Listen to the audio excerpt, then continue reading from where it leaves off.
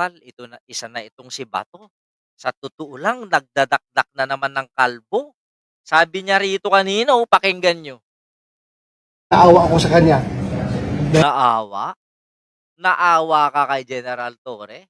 Samantalang kung pagbantaan ninyo noon, Ma'am Elena Ilarte Balay, shoutout, pagbantaan, hamunin, hamakin, sirain, tapos ngayon biglang naawa? After nung ginawa niya lahat-lahat, binigyan siya ng posisyon, tapos Wow. sinibak lang rin siya. Galit ako na naawa ako sa kanya. Pero Galit daw I've been there. Galit daw na naawa. Ang nakakaramdam ng mga baliw. Oh. Ako ang nandyan, nakaupo, at sinunod ko lahat ng orders ng nagbibigay ng orders sa akin. Lahat-lahat na ginawa ko. Kahit na yung bordering to illegal acts.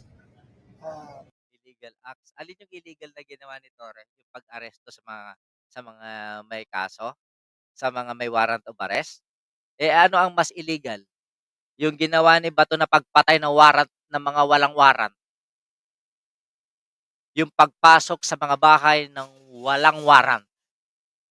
Yung pagkamatay ng mga inosenteng hindi pala kabilang sa drug war. Alin ang mas illegal dun? Unconstitutional acts, questionable acts. Ginawa ko na lahat-lahat. Pagkatapos, ngayon tanggalin lang niyo ako ng unceremoniously. That's my opinion as Cherry Joe siya. as a former chief NP. Ganun yung feeling ko. But then it doesn't erase na talagang masama ang loob ko niya sa kanya, sa ginawa niya panahon pa ni Pastor Kibuloy at panahon ni President Duterte yung ginawa niya. Masama ang loob ko sa kanya. But right now, naawa ako sa kinalalagyan niya. Until now, masama loob niya, sir. Until now, sir, masama Yes! Hanggat hindi may balik si Pangulong Duterte, masama pa rin ang loob ko. Kahit na may balik, dahil ginawa yun eh. Sir, kahit humit kayo kahit humingi siya ng payo sa inyo nung nakaraan. Well, I had to be professional. Kunwari pa tong si Bato. Alam mo na ba to na hindi na makakabalik si Digong? Ni hindi mo nga mabisita sa dihig eh. Tapos kunwari concern ka kay Digong. Kaya, meron pang isang nagmamagaling sa pinakapagmamagaling sa lahat. Yung mga nandyan, Cherry Joe, Mercy Bagain, yung mga bago-bago dyan na dating, kaka-press 1 lang po. Eto, sa lahat na nagmamagaling ngayong araw, ito yung bukod tanging na mukadkad sa kabaliwan at pagbida-bida. Eto, yung mga nagtatanong ng mga vlogger kung ano ang dahilan ng pagkakaalis ni Gerald Torre, dito sa taong ito kayo magtanong. Kasi parang alam niya ang lahat. 'Di ba? Parang lang.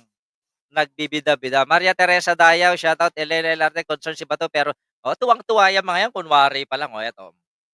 Alam ko na-demote si Natatis at yung Bapang General na Ilocano, nagdadaing kung bakit daw nangyari yun. Kaya sinita ko siya, sabi ko, hoy, ba't ganun? Nako, may balik yan, magdahan-dahan ka. Hindi ko naman alam, magiging bilang anghel ako.